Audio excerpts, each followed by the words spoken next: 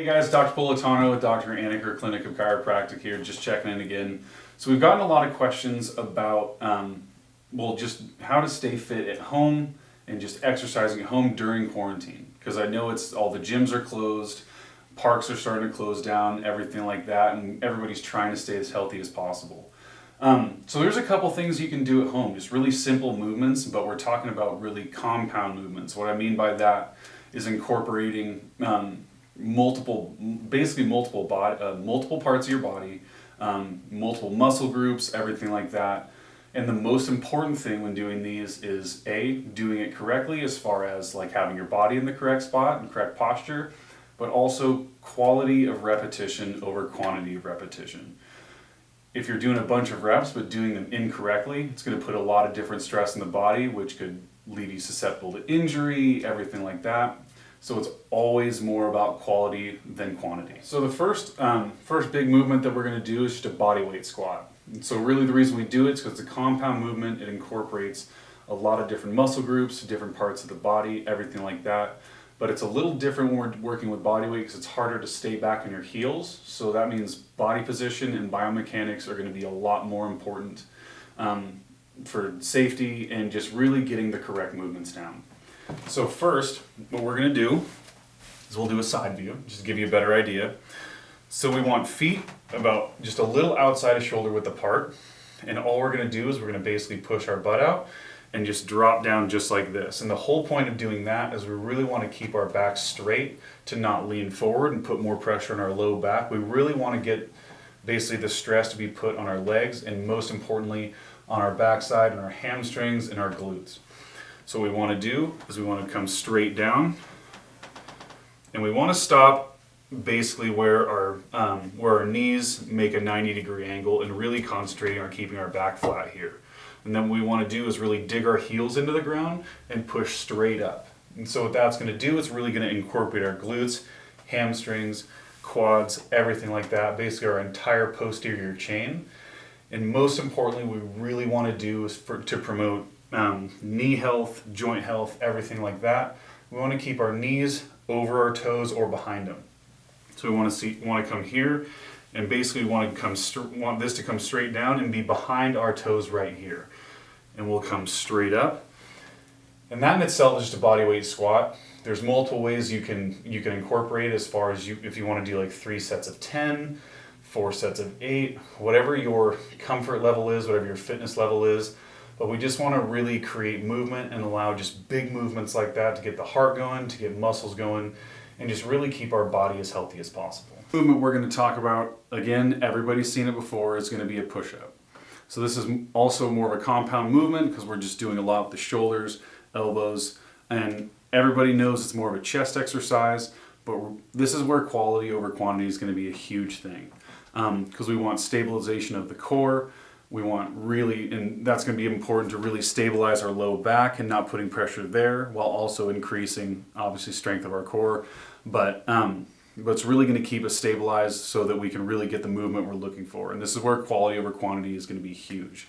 So everybody knows it's a chest exercise, but it's really going to also put a lot of pressure on the shoulders, on the triceps as well. And just if we do it correctly, it's going to be a full body movement, which is going to be great. And there's a couple variations, and I'll show you both. It also always depends on your strength, endurance, things like that. And so I'll show you a couple different variations. We've all seen them before, but really want to just make sure that the quality of our repetition is going to be there. So what we're going to do is we're going to head on down. And so the first, as everybody knows, you start with your feet stabilizing you, hands just outside the shoulders, just like this. And so what we're going to do is a big thing is going to be to keep our low back and lower half completely in line. So we're going to want to be straight just like that. And so we're going to want to bend at the elbows, bring it all the way down, just about to touch the floor, and then come back up. So what that's going to do, it's really going to engage our core, going to engage our triceps, shoulders, everything like that, but it's really just going to be a full body stabilization, which is going to be huge. So we just want to go all the way down and come right back up. And so that's going to be the first variation. And there's going to be a ton of people that, which is totally fine, just trying to meet you where you're at. And if you can't do a push-up, just like that, so what we'll have you do is we're gonna have your knees be the stabilization point. So then we'll have you do feet flat, have your knees there. And so we're gonna do the exact same thing.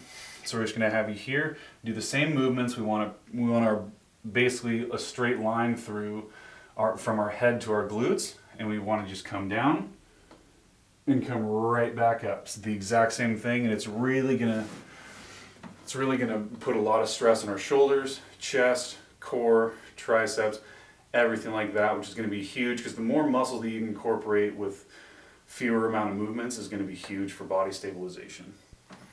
Okay, so for our third movement, much like a squat, it's really going to incorporate the lower half, but it's a little different, so we're going to go into a lunge. A lot of people do lunges as well, but there's a few points that I want to touch on as far as, well, quality over quantity. So everybody's done a lunge before, so I'll turn to my side just so you can get a better view. And so, simple step, so we're just going to step forward, and as we step, we want to come down just like that. We don't want our knee to touch the ground, we want it just about to.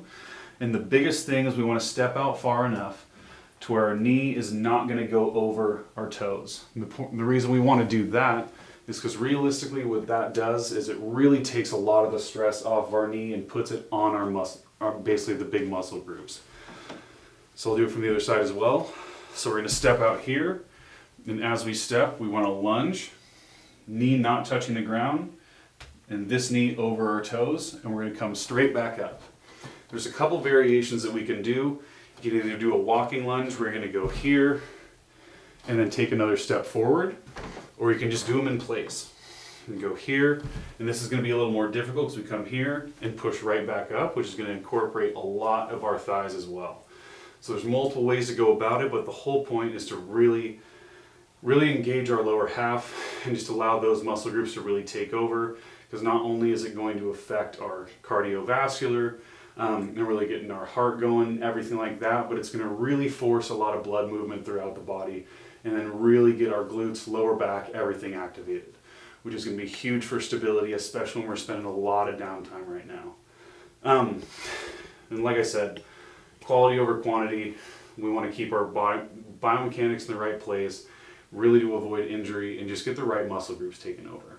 Because a big mistake that people make is instead of going out far enough, what they do is they shorten their step when they get tired and they come down like this, and as you see, my knee goes straight to the ground, which is really going to be bad for just putting a lot of stress there, putting a lot of impact on a knee that's not supposed to take that. And then as our knee comes over our toes, it puts a lot of undue stress on the front part of our knee, and it's just not built to take that. So really what we want to do, main goal, have our foot out far enough that we can support ourselves here, and just have knees over the toes and this knee not totally on the ground.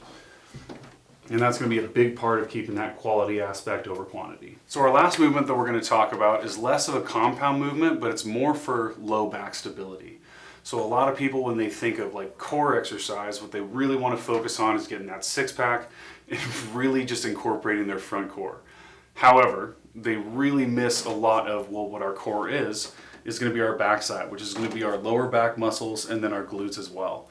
And so what I really want to touch on, especially while we're getting so much downtime right now and being forced to stay inside, so there's a lot more sitting, so there's going to be a lot more stress on our low back, really want to incorporate what's called Supermans. So essentially what it is, it's a low back and glute exercise, but also incorporates the stabilization of our upper back and posterior shoulders as well. And so we want to do, and obviously doing this in the floor, but I'm going to do it in our lovely elephant table here. So what we're going to do is we want to be laying flat like this, and we're going to want our arms straight out like this. And so basically what we're going to do is we're going to tighten our glutes, tighten our back, and keeping our shoulders up, and then we're just going to come straight back down. And so what that's going to do essentially is we're going to activate our low back muscles, our posterior shoulder, and then our glutes as well, to really incorporate our posterior muscles that keep us upright. And so I'm going to do it one more time for you. So we're going to be here straight out. Really pinch the glutes together, really incorporate the low back, keep the arms up to really incorporate the posterior shoulders, and come right back down.